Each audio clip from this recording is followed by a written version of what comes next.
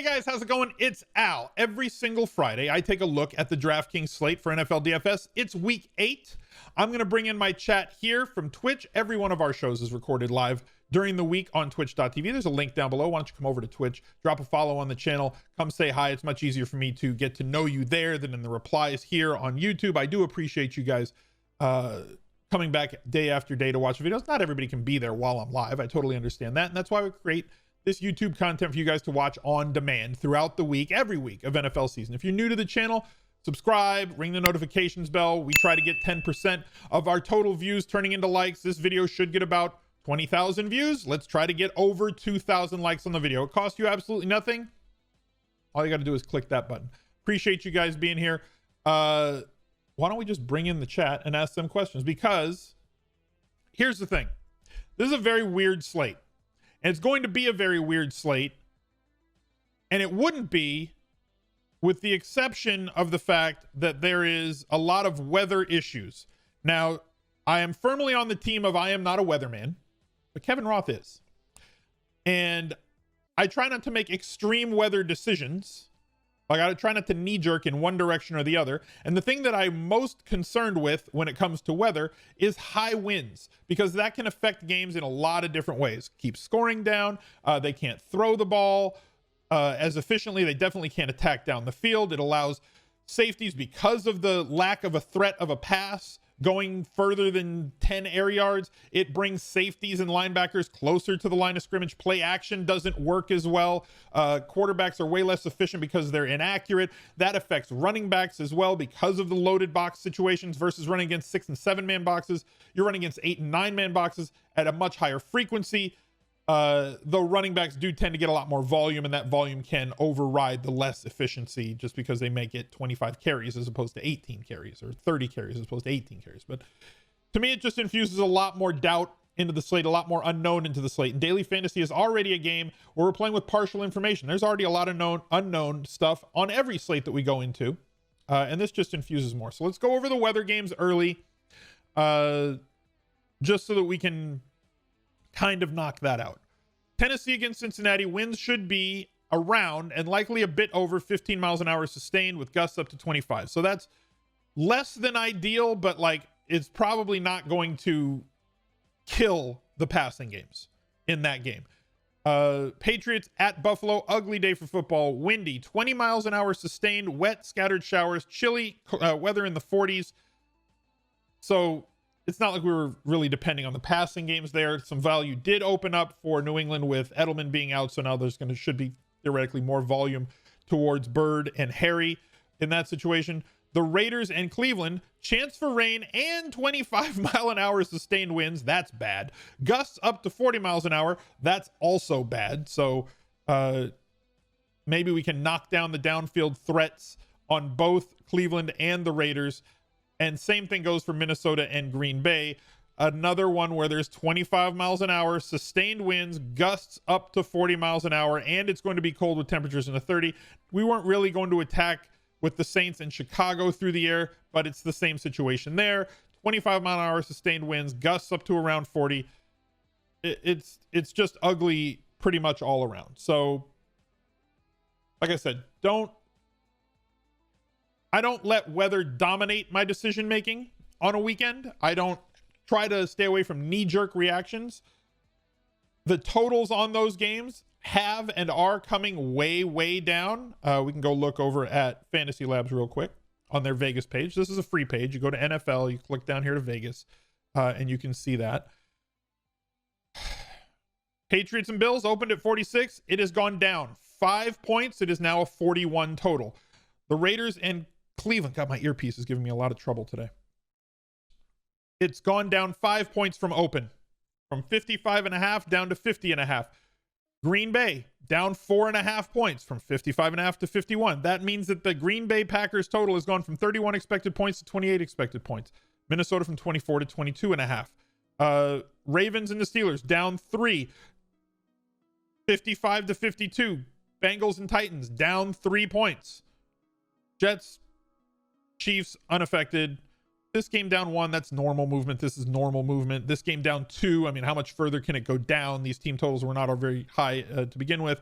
And the final game of the slate, no effect here because no wind or weather or any problems in the Northeast with Seattle and San Francisco. So if you're making weather decisions, if you're making team total decisions, if you're making point total decisions, that's how the weather has kind of affected this slate. We also have some news coming out today with injuries. So the Jets missing a couple of guys, and Mixon not going to play in this game. So another Gio Bernard week, but he has been priced up from where he was before. Are there any cheap quarterbacks that you're overlooking? No, we've gone over them all week long, whether it was going to be Carr, but again, now the weather situation maybe knocks down your desire to play a ton of Carr. Jimmy G, still a cheap guy. Cole Beasley game, maybe. It was already lining up to maybe be a Cole Beasley game with how inefficient the Patriots have been at defending slot receivers. So it just kind of is what it is. What do we think for Waller? You know, he typically works short. He does, but he benefits from Ruggs opening up the field. Exactly. Like, this is what I'm saying. And the problem is a lot of these questions, I'm just not going to have an answer for, guys. There's going to be a lot of I don't know. And we're going to have to talk our way through it. And your decisions may have to be a little bit more anecdotal and more narrative based this week. You're going to have to tell yourself stories to try and build lineups or to get through your allocations that you want in tournaments, because that's just kind of the way that it is with the way that things are with all of this. You know, it's unfortunate. Thoughts on stacking Henry with Tannehill and Brown? You can do it. It's tough. Because, as I've said before, since 2005, I believe, which is the, when we look at how many running backs have had 25 DraftKings points, how many wide receivers have exceeded 25 DraftKings points, and how many quarterbacks on that same day have exceeded 25 points together, you're looking at like 0.7% of the time. It's less than 1% that the trio has over 25 points. And based on the price points of those three guys, where if you don't get 25 points from Derrick Henry, that's a lot of salary to have on the table to not get 25 points. And AJ Brown is also priced to a point where if you're not getting 25 points out of him, it's probably not worth it. And they're a little bit mutually exclusive. If there's going to be less touchdowns abound in that game, they would both have to break long touchdowns to get there. Aaron Jones not at practice again today? Yeah. So like simple if-then statements right now for us with specific players. So like, there was an if-then statement with Mixon versus Gio. Mixon out. You can very easily go to Gio if you want the savings, but it's not that much. I believe it's like 500 to go from one to the other. Like when we look at running backs, like we talked about some of the if-then statements. If Aaron Jones is out at 7,300, then Williams at 6,100 becomes the play there. There's a 1,200 drop from one to the other. Mixon at 6,300. I believe he is out, but I don't know for sure. I think chat said that after I went live, he was out. So he's at 6,300. They priced up Gio from where he was last week at 4,500. Now he's going to be at 5,800. He should get the lion's share of the work. He probably won't top 20 touches, although maybe he will if the weather is really, really bad on game day. But mid-teens for 5,800 against a pass funnel defense that really is tough against the run. But encourages you, and you're more likely to be successful if you throw the ball against them. Might be a bit of a bridge too far, probably tournament only, not somebody that I believe that we need in cash games if you're playing head-to-heads and 50-50s and things like that.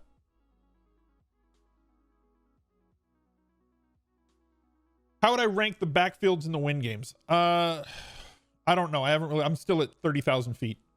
I haven't really thought about ranking all of those players in win games yet. So like just looking at the win games real quick.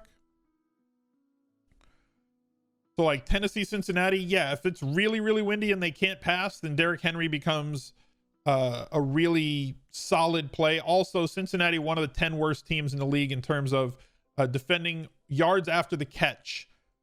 So somebody like AJ Brown, who is a big yak guy, might be able to catch a short pass and turn it into a really long gain, showing every defensive back his heels and elbows as he sprints to the end zone.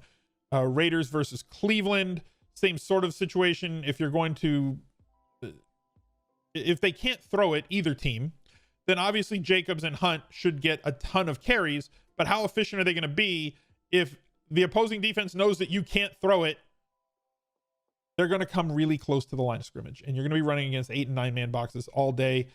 Same thing goes for Minnesota and Green Bay. You know that they have two backs that can really carry the ball a ton. You might even be able to get the backups involved if they try to run it 40 times that day. They're not going to give the ball 40 times. If it's such a bad windy situation, again, this is all hypothetical. If it's such a bad wind situation that they cannot physically throw the ball more than 12 or 15 times, that means they're going to try and run it 40 to 45 times. They're not going to give the ball that many times to Dalvin Cook. They're not going to give the ball that many times to Williams. So now the backups come into play. A.J. Dillon and Madison getting like 10 to 15 carries in that sort of a situation. So like I said, there's just way more unknown on this slate than ever before. Waller, 15 targets within 10 yards of the line of scrimmage incoming. That's very, very possible. That is very possible. So like the short A-dot guys might see a greatly increased target market share, and you might see a lot more screens to wide receivers this week, which means easy catches. And then if they can catch a block or maybe get a little bit of yardage after the catch, you might get a really big play. Slot receivers getting more work. It's going to be again, I don't know. I just don't think we're going to see large A-dot games. Steve, thank you for the 32 months, man. With all the weather going on, you're liking Rivers more as a lower owned cheap QB. Who are the question is, who can you stack with them? Yeah, okay. So I think that's one very logical way to go, right? Look for the players that aren't going to be in the wind. So like Indy, Detroit, no wind. Baltimore, Pittsburgh, there is wind, but it's not, like whatever. Like if you want to play either quarterback from this game, I'm fine. Cincinnati, Tennessee, I still think the quarterbacks are in play from this game. There is wind, but it's not like, doesn't look drastic or as drastic as like the wind in Cleveland or Green Bay. Or the weather there. Obviously, we can play this quarterback from there. I think that we can play the quarterbacks from here and play him if you want to pay up to be contrarian. And then obviously these two. So that leaves us with basically this batch of quarterbacks that are not unaffected, but way less affected. So Mahomes, now that I can show this to you since I've X'd everybody out. So like the quarterbacks, in my opinion, that are not affected at all by the wind. Patrick Mahomes, Russ Wilson, he's good. Lamar Jackson, he was very good last year. We'll see if he can post those 30-point games. He did have one against Philly, but it's Philly. 26 against Washington, so hopefully he's turned the corner. But those are two very bad defenses, which Pittsburgh is not a bad defense. Herbert's been outstanding. Denver is a tough matchup. We'll see if he can continue doing the things that he does. We know that he's got all the weapons at his disposal. The other side of that, to me, means that Keenan Allen is somebody that I'm going to be probably higher on now than I was before. He might catch a flame emoji from me this weekend. Ben Roethlisberger, Jared Goff going to Miami. If you want to go that route, fine.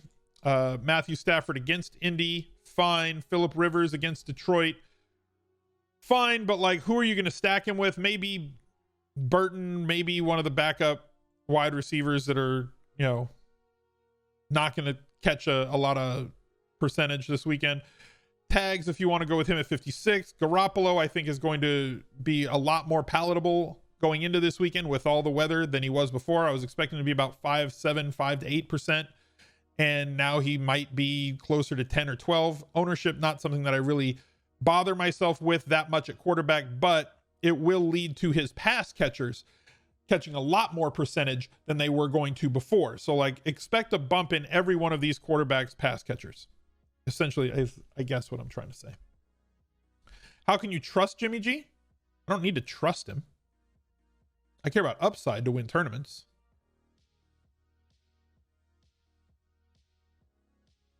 Right? Like, I'm not saying Jimmy G is a high floor, high ceiling play. I never said that. In fact, I said the opposite. I said very blatantly that Jimmy G is a low floor player with more accessibility to a 25 plus point ceiling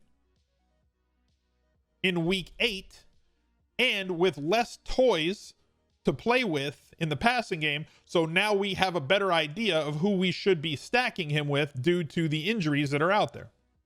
Thoughts on Hyde? None of the 3 Seattle running backs practiced, correct? Carson, high. Like Dallas is like the only guy right now. Again, we're at if then with that. We don't know who's where. Thoughts on Jalen Reagor? He's not on the slate. That's my thoughts.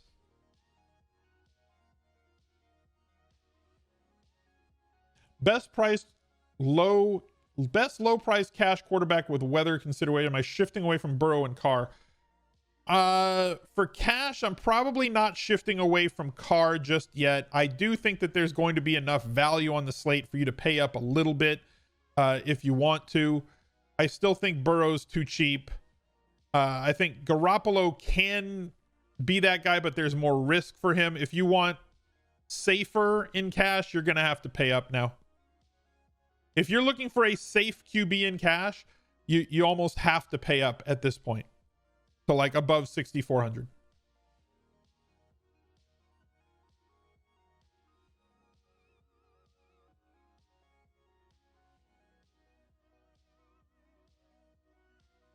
Hyde and Carson game time decisions. Yeah, exactly. It's like we won't know. And that game doesn't kick until 1:30. That's a 4:25 game, 1:25 on the West Coast.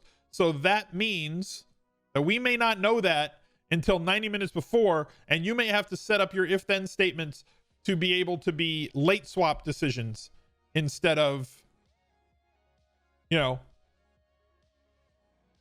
instead of being able to set those before kickoff at 1 p.m. Eastern. Cash game wide receivers for DK. All right, let's take a look at that. Let's go here. Let's go here. Bring that up. So Adams was going to be one before. With the wind, I'm not sure now. I think that your highest played cash game wide receiver is going to be somebody like Keenan Allen. I think that people are going to look to the Jets wide receivers possibly for a little bit of salary relief because of Crowder being out and Perriman being out. Now you have Berrios and Jeff Smith at 35. You have Mims at 32. They just should be chasing a ton. You have Kendrick Bourne also from San Francisco at 3,500 going up against San Francisco, or going up against Seattle, with the amount of playing time, snaps and routes and everything that he's going to get this week, as well as Taylor at 3,000 if you want to go with him. I think that the one cash game lock though is Keenan Allen, and then we're going to have to go from there to kind of try and find other places. Like the wind is so, like I can't give you like a cash game lock play this early with all of the unknowns. There's less known this week than there kind of has been for a long while, right? Just because of the way that things are looking with the weather, that a lot of the players that we were looking at as cash game viable plays, guys like I still think that even with the win situations, I still think that Harrison Bryant at 3,200 is in play for cash, because at that price, he can't really hurt you that much. Like, let's say they can't throw it all. He ends the game with like 2 catches for 16 yards, right? He was 3K, not killing you, right? He's just not. So like, I still think that he's viable, but I was of the mindset that Darren Waller at 5,600, no weather, was a very, very high floor, high ceiling candidate this week. And now the massive wins have not crushed that, but they've made it a little bit more difficult to accept him as a cash game play with the unknown that we're having right now. Because when you're building a cash game lineup, what you should be way more concerned with a player's floor than anything else. You need to be way more concerned with their volume than anything else. So like Adams is somebody whose volume it's bankable. You know exactly that, he's going to get double-digit targets pretty much every week that he's healthy. But if there's 40 miles an hour winds, he may not catch that this week. He may not get that sort of usage, and he's 8,800. That's a big matzo ball to swallow at 8,800. Tyler Boyd for 66. We know that his volume's been great, but again, if the winds are disruptive at 6,600, he may not get 13 targets, or if he gets 10 targets, he may be way less efficient on those targets because the throws are more likely to be off target, albeit that is one of the easier win games. I think Ayuk becomes more in play as a cash game play at 5,800 because of all the win games, because T. Higgins was, in my opinion, preferable probably to Ayuk. AJ Green was probably preferable to Ayuk. Jarvis Landry should see a target uptick in terms of his usage, with OBJ out. But again, win situation there.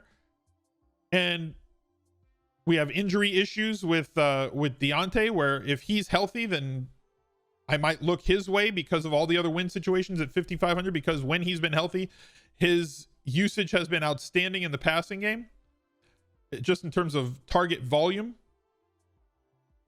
There's just a lot more questions, especially at wide receiver, because of like everything that the wind is bringing into play.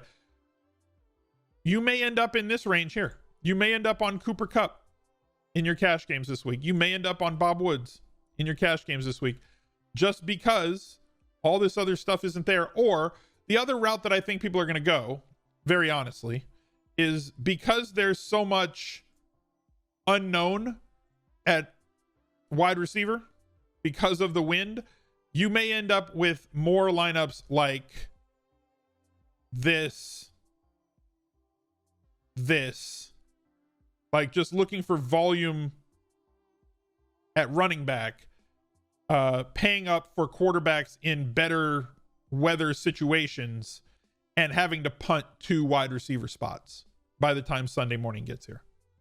You know, and that doesn't pop as an optimal right now, no matter what optimizer you're using and no matter what projection set you're using. Does not look like the optimal currently, but that may end up being the way that we have to go on Sunday morning when it comes to your cash game lineups, is to just punt the hell out of wide receiver, except for Keenan Allen, and load up on high volume running backs.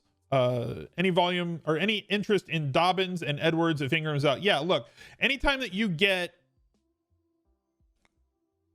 one player removed from a 3-headed monster at running back, it's going to vastly improve the other 2 guys. So like, think about what happened with Kareem Hunt in Cleveland when Chubb went out. Chubb was getting 43% of the running back carries, and Hunt was getting 37% of the running back carries, and then the other guys were kind of filling in with the rest of them. So you remove Chubb from that, and instead of that adding up to 80%, now you get Kareem Hunt getting 65 to 70% of the running back carries. He's just taking over the RB1 duties by himself instead of RB1 and RB1A. Well, with Ingram out, Gus has been running with the ones. So if now that we know that it's not going to be 3 guys, you're less likely to get vultured. You know, if there's only 1 guy to vulture you, it's better than having 2 guys to vulture you. So I still don't think that they're cash game plays because they're not going to get 20 plus touches, and there's a really tough defense on the other side of them. But like, they're more, either of them is more likely now to have a 2 touchdown day because there's only 2 dogs to feed instead of 3. Assuming Aaron Jones is out, would I play Jonathan Taylor at 73 or Jamal at 7,000 on FD? I think both are in play. I think that Jamal has an easier path to 20 touches than Jonathan Taylor does, even though I believe that Jonathan Taylor should be a 20 touch a game back. So to me, Jamal's the play at 7K. Again, 5-box running back at home against a team that's not super great defensively, giving you a 6th check. Jeff Smith with Perriman out and Crowder trending down. I like the other 2 receivers better, but I'm not going to look at a Jeff Smith tournament lineup and say that's terrible. I think that Berrios will man the slot, which is the highest volume spot in that offense. I think that Mims is also certainly in play because they're going to have to throw the ball, you know, and they're with less people there. Mims in his first game, he's 3,200, got 7 targets. I don't think any of those guys would hurt you, right? I don't think any of those guys are going to hurt you, put it that way. So like, without Crowder and without Perriman, Berrios plays the slot. He's going to get you, you know, they're going to have to throw it 35 times in that game, unless some crazy stuff happens. So like 7 plus targets for that amount is fine. Jeff Smith didn't really get a bunch of targets. I think he's 3rd, like I said, behind Mims and Berrios. Those are the top 2 targets for me at super cheap prices for the Jets. And we know that a lot of players that have played on teams that have been favored, or sorry, been 17 plus point underdogs the last 20 times, like 17 of those have ended up with a 100-yard receiver on their team. Which one that's going to be, or if it's going to happen, I don't know. I can't guarantee you that. I just know that there's a lot of volume to go around. 35 pass attempts, maybe 6 of them to the tight ends, which means 29 more pass attempts, maybe 4 of those to the backs. That's 25 pass attempts. That's 25 targets to split between 3 guys. That's more than enough volume at 3K for them to be effective. Jacobs can play with the wind? Yeah, sure. Any left for Albert O? I'm going to have to dig deeper into his underlying stats. I know that everybody's really excited, with Noah Fant. Like, if Fant plays, he was a full participant in Thursday's practice, was Noah Fant. Okay, so if Fant plays, he's going to have the majority of snaps, he's going to run the majority of routes, and he's going to get targeted. Albert O, 7 targets and 6 targets in the last 2 games, but when he's been on the field, he's ran routes and he's been targeted, when he's been in there to block like 50% of the time. But when he runs routes, he gets targeted. So he's just open and he has a quarterback that trusts him and will throw him the ball. So like the problem to me is he's not a cash game play. I believe that he is a tournament play, not unlike Mo Alley-Cox, that he could get 2 targets based on the volume that he's had in terms of snaps and routes run per drop back and everything else. And you also have the situation where, he could get 2 targets because he is not running a lot of routes and he's not playing a ton of snaps. So he's a really low floor, solid ceiling play at sub 3K to me. Do I like Bourne better as a 3K wide receiver?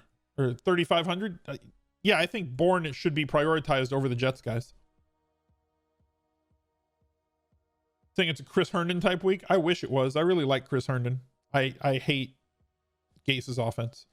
Chris Herndon is a very, very good tight end who is on the wrong team. And there's nothing else that I can do. Bryant's only 400 more. Yeah, exactly. Which is why Alberto is a tournament play.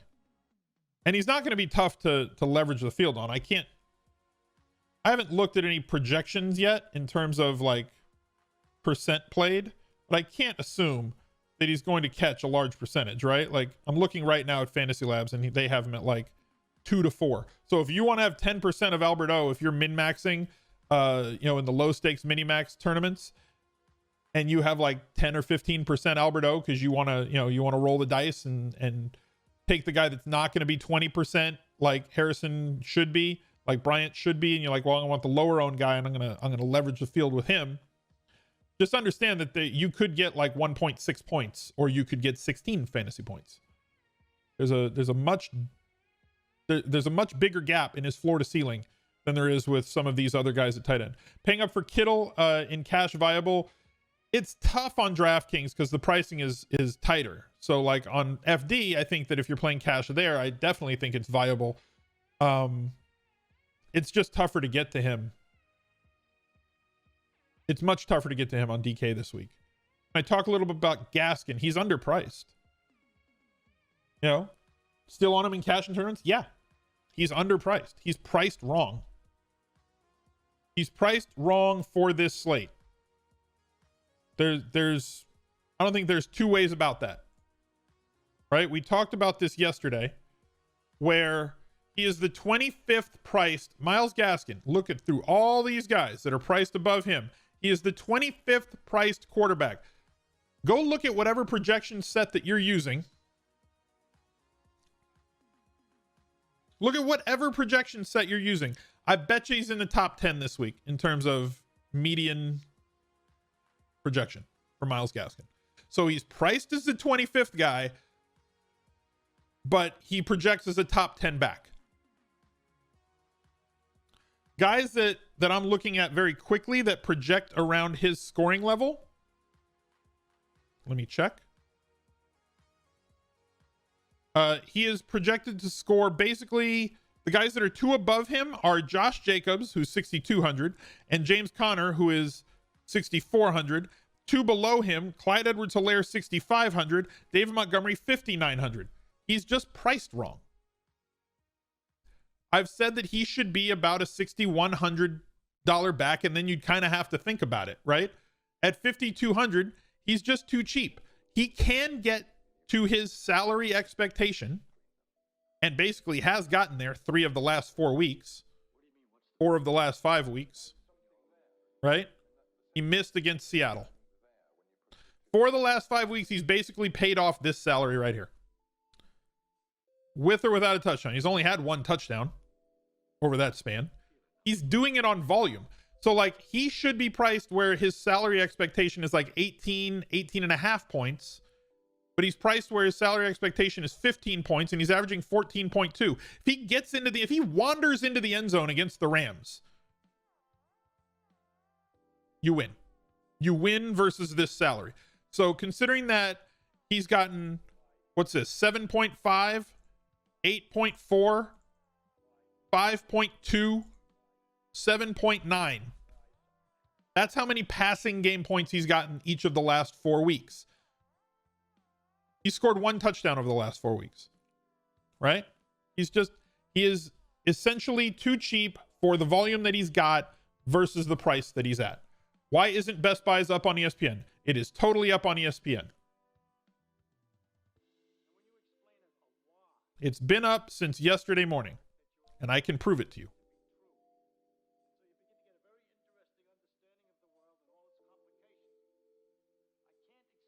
I don't know why it's not, like, they call it the river, right? Like, why it's not showing up on site, I guess. But like, if I was to type Best Buys Week 8 into the Google machine,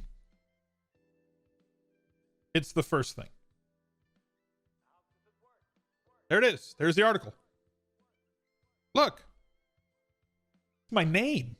Right there. Right there. Totally up. Who do I like in the Steelers game? The usual suspects. I think the Deontay, if healthy, is the play. And then we obviously have the Deontay Johnson if-then statement. If Deontay Johnson is out, then Chase Claypool becomes a play.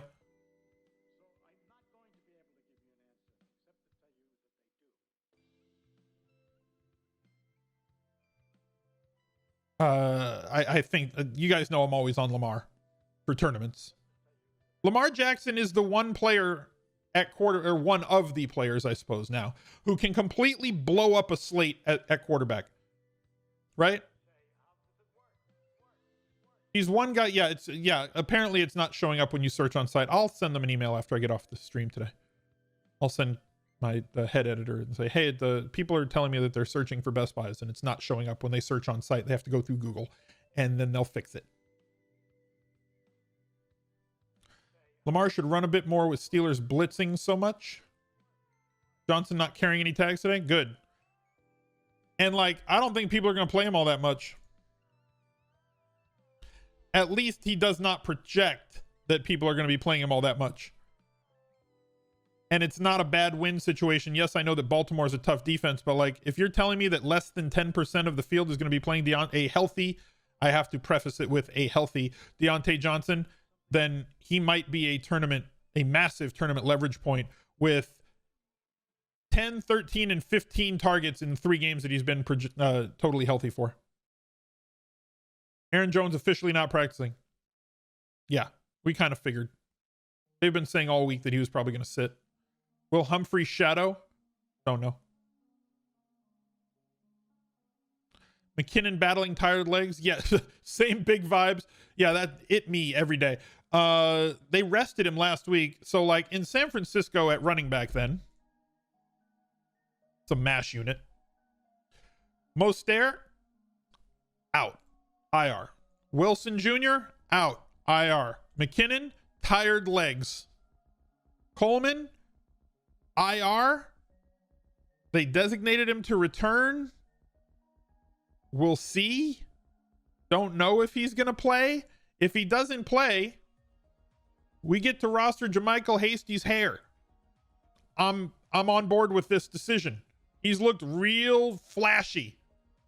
Dude looks good when he runs the ball. And again, this comes down to what you're projecting is the game flow for that game, right? So like if you think that San Francisco is going to win this game and get out ahead by 10 points, you're going to see an awful lot of JaMychal Hasty. If they get down 10 or 14 points, you're going to see a lot of JaMychal Hasty, but less than you would. The problem is he's priced up to 5K. So that's, you know, if he was 4K, he'd be in everybody's lineup this week. But that's what I like. I like that you have to make decisions on players. So like right now, ask yourself, are you going to play JaMychal Hasty at 5K, or are you going to play, are you more likely to play Gaskin at 200 more? I'm playing Gaskin at 5,200, but I will have JaMychal Hasty shares in tournaments. SF running backs are a trap. They have been. And they run it with wide receivers once they get close to the goal line too. Like that is in the locker. That is a thing that they do a lot. How do you not play him in almost every lineup with that hair, right? I like players that have like hair coming out of their helmet because they're very easily identifiable on the field in helmets. And it's like, oh, that's my dude. Like, that's why if you roster, there's 3 Rams running backs, you know if it's Henderson immediately. Like, you look up, oh, there's a big play, it's Henderson. Nice. Can't see their number. They're running through the hole, but you see the hair flapping behind them. Why do I think Robbie Anderson? I mean, it's not coming out of his helmet, though. I'm talking about hair out of the helmet so I can identify you quickly on the field. Like, if you have the one dreadlocked running back versus, or braids running back versus 2 other running backs on the team that do not have that, it's much easier to identify the one that has the hair. Weather concerns affecting pass catchers? Yes. Yes, they are. We've gone over that already in depth. Your big decision will be DK or Lockett, right? It's the every week coin flip. That is the every single week coin flip. And like sometimes I don't make up my mind until Sunday morning. So like always tune into the Anti-Tinkercast 45 minutes before kickoff on Twitch. Link down below. Click show more. Last week, I made up my decision on Sunday morning that I thought it was a Lockett week based on a lot of things. I kind of hinted that way on Friday. I was leaning towards that way, and I just made my decision on Sunday morning. Right now, San Francisco is a team that does tend to get beat deep. If you're going to beat them in the passing game, it's because you got behind them. And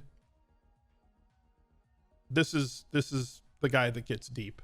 So Lockett will run some deep routes, but his ADOT is a lot shorter. I'm fine if you want to double stack them in tournaments or double bring them back if you're playing with Jimmy Garoppolo lineups.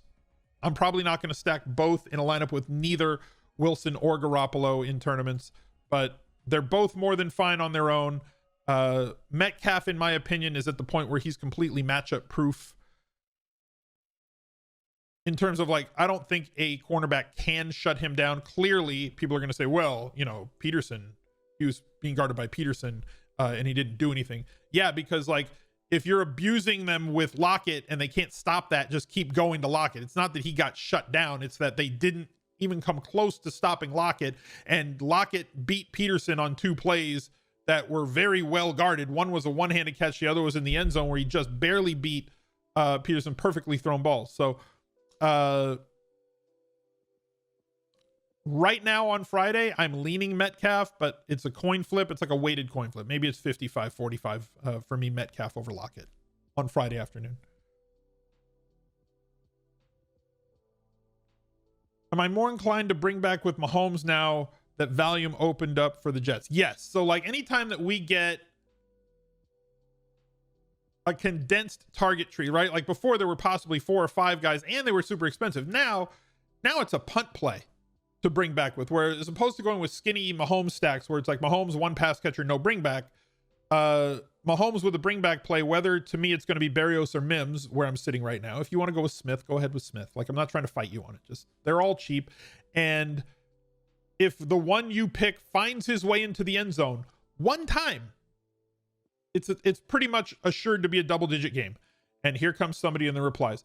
No, you could catch 1 pass for 7 yards and a touchdown, and it's not double-digit points, you know. Yeah, I know how the scoring works. Thank you. You like Mims for 3,200? Yeah, I agree. Robinson's cheap too. I just don't think that Robinson's going to see the volume because like look, if I told you the over-under on attempts, pass attempts, if I gave you an over-under on pass attempts only for Patrick Mahomes this week against the Jets, are you taking over 30 or under 30? I'm not even trying to make this tough. If you see in the DK or the FD Sportsbook that Mahomes' prop for pass attempts is 30, are you betting the over or are you betting the under? You're betting the under 100 times out of 100. You're never betting the over unless you're getting juice. You know, unless it's like plus 300 on the over, right? If it's minus 110 both ways, you're not betting the over, right? So big win here, 23 attempts. They won this game, 26 attempts. Big win here, 29 attempts. Lost this game. Threw it 32 times in this one. Right? Tough opponent that they knew they were going to have to score a ton of points, so they threw it a lot even though they were still up. Las Vegas, loss. This is a running team right now with an amazing quarterback and amazing pass-catching tools. He could very reasonably have 4 touchdowns in this game on 20 attempts. That's not out of the realm of possibility. That he could throw the ball 20 times in the first half and have 3 touchdowns. And they could be up 24 or 27 to 3 or 7 or 10. And then in the second half, it's the Le'Veon Bell CEH show. And they just shut it down and don't risk Mahomes. Or it could be like the Jets versus Buffalo last week, right? That could be a thing that happens where the Jets kind of show up and Buffalo is inefficient and then they kind of have to throw. Like it could be. It totally could be. But the meat of the bell curve, the most likely outcomes show ridiculous efficiency for Patrick Mahomes. And efficiency will get you fantasy points. And it'll also score a lot of points quickly for a quarterback, which means that they may not have to throw in the second half. And I think that the Chiefs defense is most certainly in play here. Johnson for the Colts. If Pittman's out, yeah, I'm on it.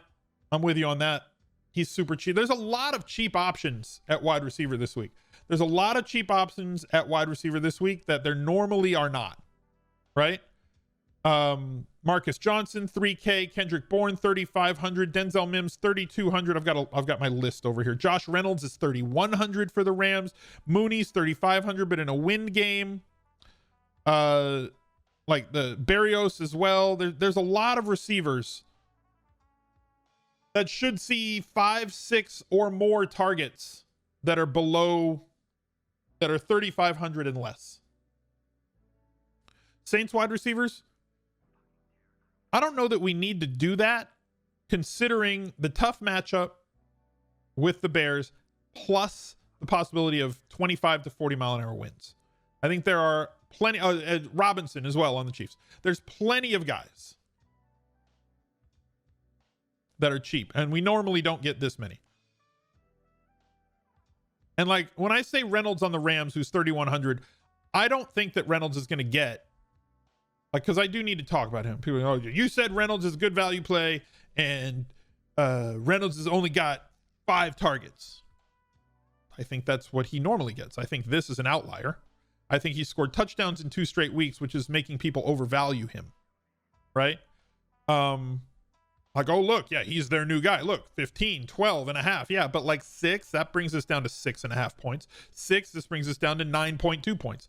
I think he sits between 4 and 6 targets most weeks. I like that he's involved. I think he's a good professional wide receiver who needs to get into the end zone to beat value this week. So of the sub 3,500 wide receivers, he's probably one of my least favorites, but he is available because they do score points, do the Rams. But I would definitely prioritize the Jets running backs over him on volume.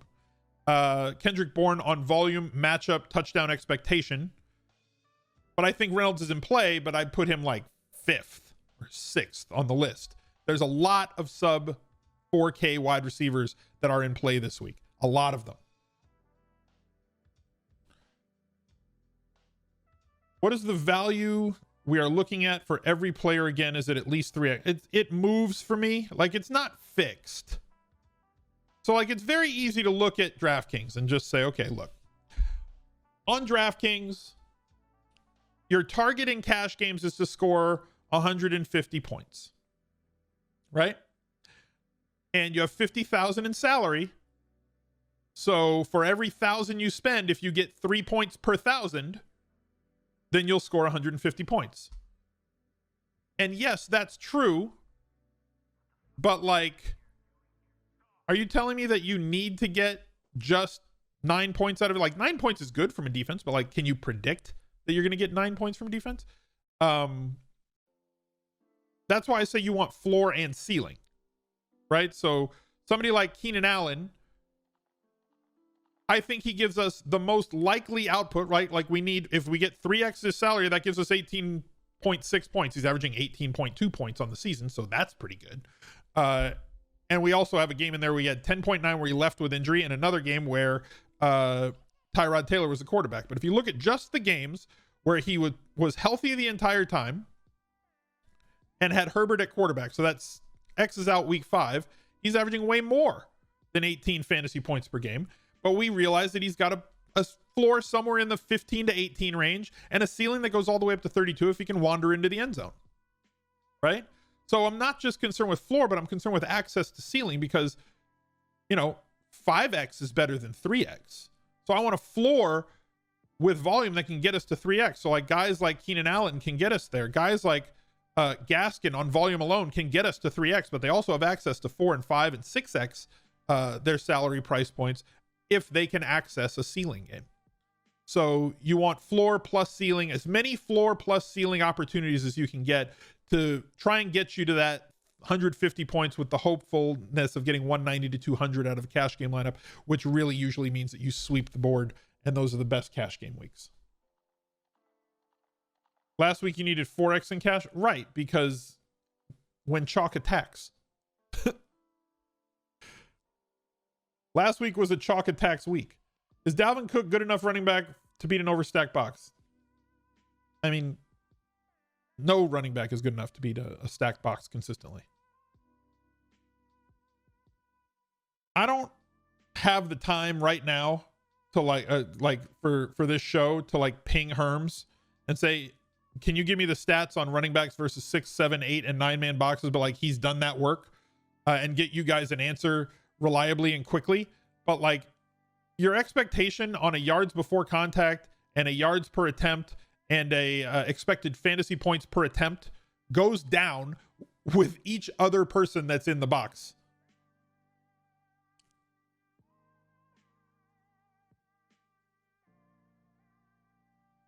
When we play Kamara, Hunt, and Henry in the same cash lineup, there's paths to it now, right? With all the value wide receivers that I mentioned, I definitely think that there's paths to going that route. If you just say, you know what? I hate the weather. I don't want to do anything with, I mean, Kamara's in a weather game. Like, I don't want to do anything or deal with any of this nonsense. I'm going to play 3 guys that I know are going to get volume and sometimes increased volume on the ground in a running game. And just, you have 40. If you plug those 3 guys, you have 4,400 remaining, right? So if you have 4,400 remaining, you've got what? You're going to spend roughly 3K on a defense, maybe a little bit below. So that's going to boost that up a little bit. You're probably going to have to pay up a little bit at quarterback for a non-weather guy, unless you're going to go with Garoppolo. And you're going to have to find value guys at wide receiver. And I think you can find them. We talked about like 5 of them, all from different games. So you could plug in different value play. You plug in a Jets wide receiver, Kendrick Bourne, and Robinson, or Reynolds, and just punt, or even use one. Like, look, it's not all that difficult. Keenan Allen, let's say Mims, let's say Bryant, 4,700. Robinson, not Robinson. Let's go with Bourne.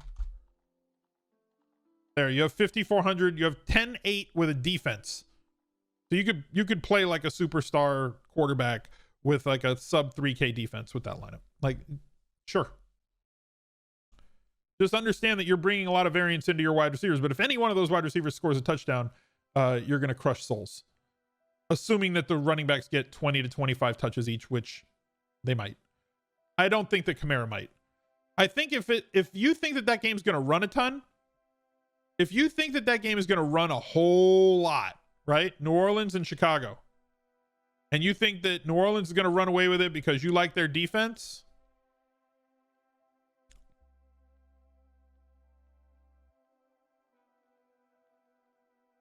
there's your leverage play.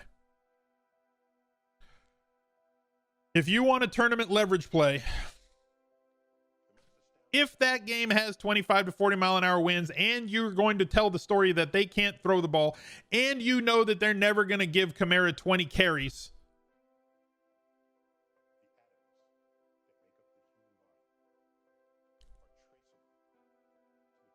not saying he's the play, I'm saying he's in play in that specific situation.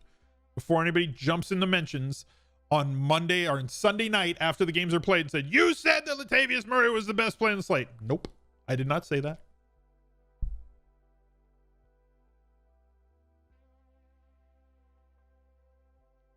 So that's it. That's where we're at. Looking at this slate, a lot of things are going to change. We're going to get more injuries, probably going to get a little bit more value. The wind and the rain and the weather are going to come more into focus for us on Sunday morning. Don't go into things making weather decisions on Friday afternoon. We're 48 hours away from kickoff, and weather can change very quickly. So everybody thought that the Thursday night game was going to be played in a swamp with hurricane force winds and everything else. And then that game was pretty clean for the majority of the game. So pay attention to weather reports and all that stuff. Remember that wind affects things way worse than standard rain or sprinkles or whatever. Rain needs to be like a torrential downpour to very negatively affect offenses. Cold, like not extreme cold, like 40 degrees, does not negatively affect offenses all that bad. Negatives, under 10 degrees can affect things. A ton of snow can affect things negatively, but really it's wind sustained over 25 miles an hour that kind of perks my ears more than anything else. And that's something that we do have to wait and monitor until the final hour before kickoff. I'll be live the last 45 minutes before kickoff on twitch.tv. Go down below. Go drop a follow on the Twitch channel so you get notified anytime that I'm live. And I am live 6 days a week. So until Sunday morning, I wish you the best of luck. Look for another video right over my face. He's a legend.